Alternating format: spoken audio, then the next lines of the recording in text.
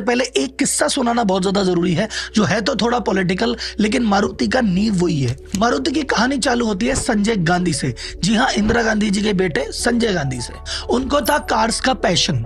उन्होंने Rolls Royce में की थी 3 साल की इंटर्नशिप, और जब 1968 में भारत आए तो उन्होंने कहा मुझे गाड़ियों में ही कुछ करना है। तो उनका बता क्या करोगे? बोले मैं खुद की गाड़ी बनाऊंगा, देश के लिए एक अफोर्डेबल गाड़ी बनाऊंगा, मेरा एक सपना है। इसी विजन के साथ 1971 में उन्होंने गुड़गांव में एक कंपनी की शुरुआत की, मारुति मोटर्स लिमिटेड, और कहा ये गाड़ी मैं खुद बनाऊंगा। तो इंजन उन्होंने ट्रायम्फ मोटर जो लंदन की है वहां का लिया, और इसका चेसिस का डिजाइन उन्होंने खुद ने अपने हाथ से किया था। 1972 में प्रोटोटाइप बन के रेडी हो गया, और पूरी प्लानिंग थी कि 1973 में इसका प्रोडक्शन चालू हो जाएगा।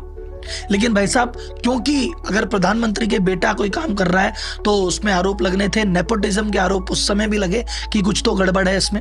फिर इस प्रोटोटाइप की जांच कराई गई अहमदनगर के एक सेंटर में, तब ये प्रोटोटाइप उस जांच में फेल हो गया।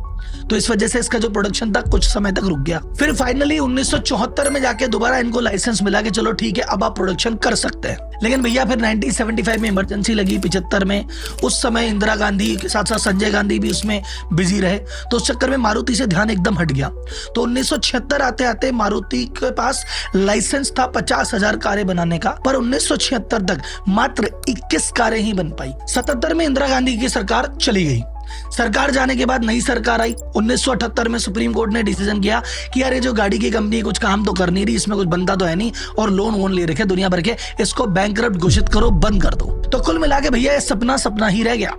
1980 में जनवरी में इंदिरा गांधी जी की वापसी हुई, वो दोबारा पीएम बनी। तो उम्मीद आई कि अच्छा ठीक है, मारुति मोटर में शायद कुछ होगा। उसी साल 1980 में प्लेन क्रैश में संजय गांधी की मृत्यु हो गई। अब आते हैं मारुति सुजुकी की एक्चुअल कहानी पे। इंदिरा गांधी जी वापस सत्ता में है, बेटा उनका है नहीं, लेकिन सपना था कि यार मेरे बेटे संजय का एक सपना था कि यार वो अफोर्डेबल कार बनाना चाहता था, उसकी सपनों की कंपनी मारुति थी। अब भैया उसका सपना मैं पूरा करूंगी।